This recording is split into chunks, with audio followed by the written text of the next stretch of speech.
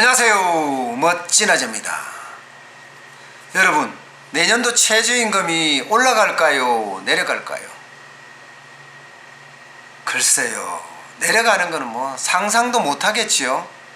동결도 기적이 일어나야지 가능하다고 이야기할 정도니까 내려가는 것은 언감생심, 생각도 하지 못할 일이라고 생각을 합니다.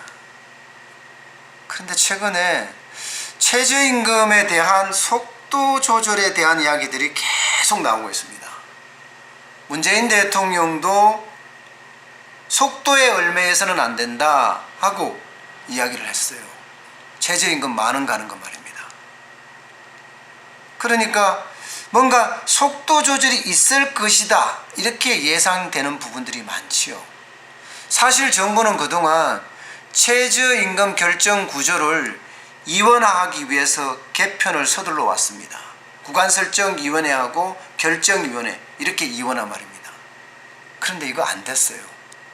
국회가 파행을 하고 있는데 이게 입법화 될 리가 만무하죠. 그러니까 예전에 했던 것으로 가겠다. 작년의 방식 그대로 올해도 진행하겠다는 거예요. 그런데 공익위원들 8명이 모두 사퇴하기로 했습니다. 최저임금위원회는 모두 27명으로 구성이 되거든요. 근로자 9명, 사용자 9명, 공익위원 9명 이렇게 말입니다. 그 중에 고용부에 소속된 국장만 빼고 나머지 8명 공익위원이 사퇴하기로 했다니까요. 명분도 좋았습니다. 최저임금 결정 구조가 이원화되고 개편이 되니 공익위원들은 사퇴를 하겠다 이렇게 말입니다. 사실 공익위원들은 부담을 굉장히 많이 가졌거든요. 작년에 최저임금이 16.4% 올랐습니다. 올해 10.9%나 올랐어요. 그러니까 최저임금에 대한 부작용에 대한 이야기는 없고 잘못됐다는 이야기만 계속 나오니까 그게 비난으로 바뀌니까 부담이 됐겠죠. 그래서 사퇴를 하는 것은 변함이 없다 하고 거듭 말을 한 겁니다. 자, 이러면 과연 최저임금의 속도 조절이 가능할까요? 가능해 보이지요.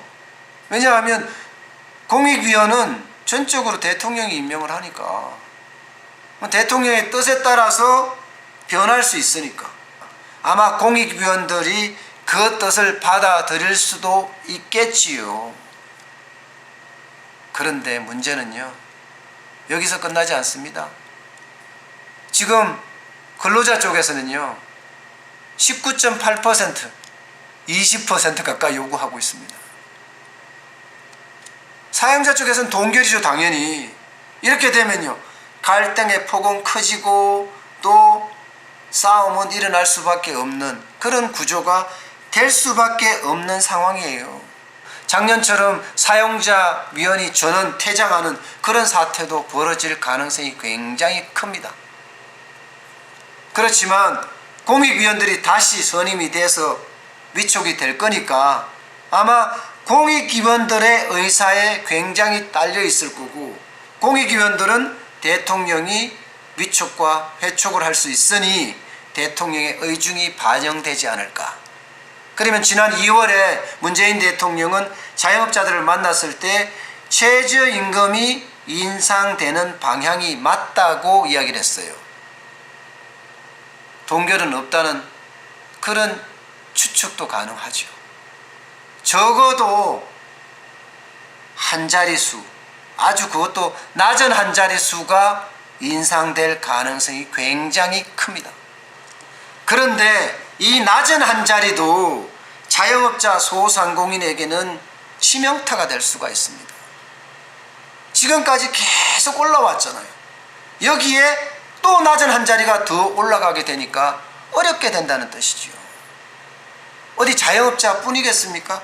중소기업은요, 중견기업은요 마찬가지예요. 지금도 너무 많은 비용 때문에 견디기를 힘들어 하는데 여기에 낮은 한 자리지만 또 한 번의 인상이 있으면 기업의 경쟁력은 무너질 거라고 보는 거예요. 중소기업은 그만큼 취약하거든요. 지금 최저임금은요, 이미 자영업자를 파국으로 이끌고 있고요, 중소기업을 무너뜨리고 있습니다. 그런데 또 올라간다니요. 참 답답할 노릇입니다. 오늘 여기까지 하겠습니다. 고맙습니다.